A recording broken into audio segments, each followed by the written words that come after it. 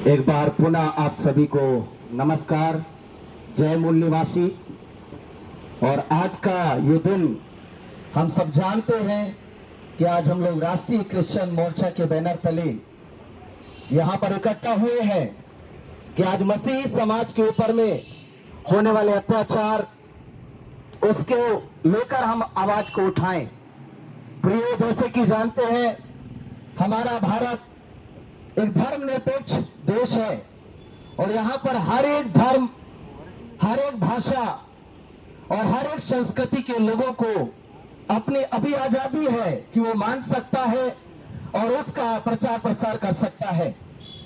लेकिन आज बड़े दुख के साथ मुझे कहना पड़ रहा है, केवल हमारे भारत में मसीही एक ऐसा समाज है, क्रिश्चियन एक ऐसा समाज है जिसको धर्मांतरण के नाम से या छुआछूत के नाम से लगातार हमें अनेक अनेक प्रकार का प्रताड़ना झेलना पड़ रहा है।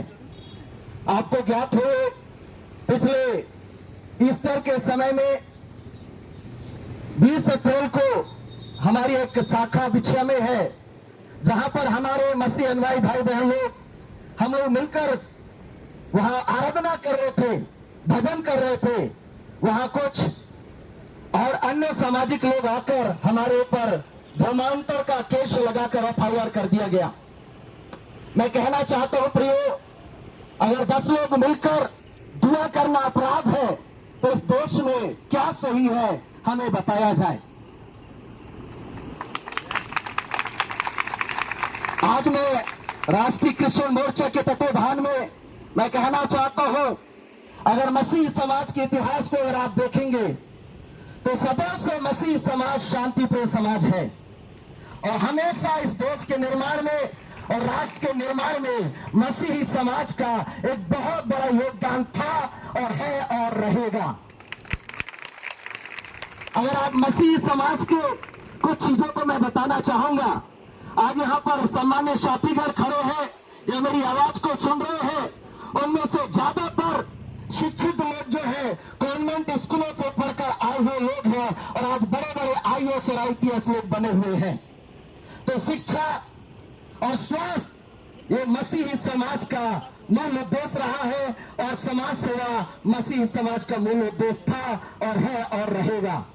अगर हमें इसी रीति से लगातार छेड़ा जाएगा तो मैं आज इस मंच के माध्यम से कहना चाहूंगा, कहीं ना कहीं मसीही समाज को एक दिन उग्र होना पड़ेगा। इसलिए आज मैं आह्वान करना चाहता हूं, हमारी धीरज का इम्तिहान ना ले।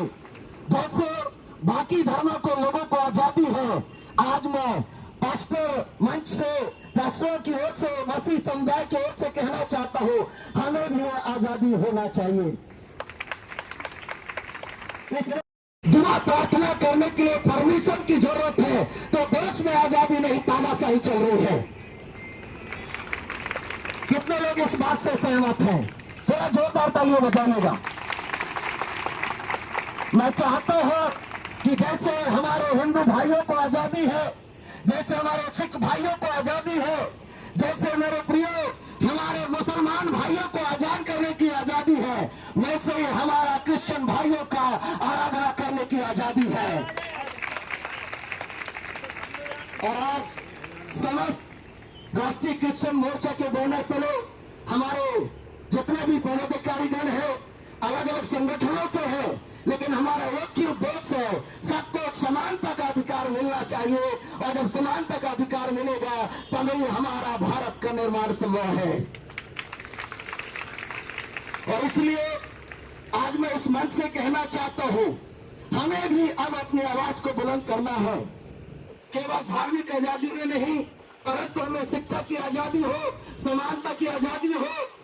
जैसे कि हमारे आदरणीय अध्यक्ष महोदय भारत मुक्ति मोर्चा के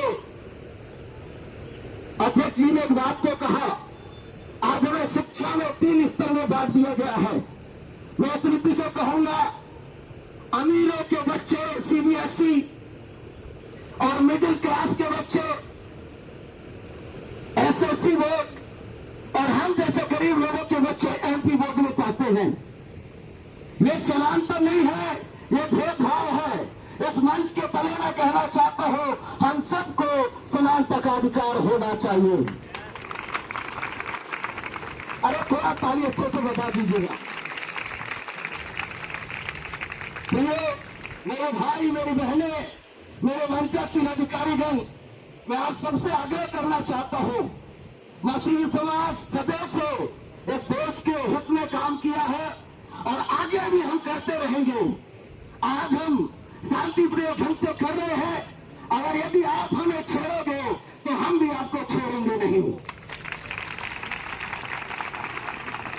इसलिए मैं ज्यादा कुछ नहीं कहूंगा, बस मैं यही चाहता हूं, जैसे बाकी धर्मों के लोगों को आजादी है, बाकी समाज के लोगों को आजादी है, हमारे क्रिश्चियनों को भी वही आजादी चाहिए। बस मैं इतना कहकर अपना शब्दों को विराम देता हूं।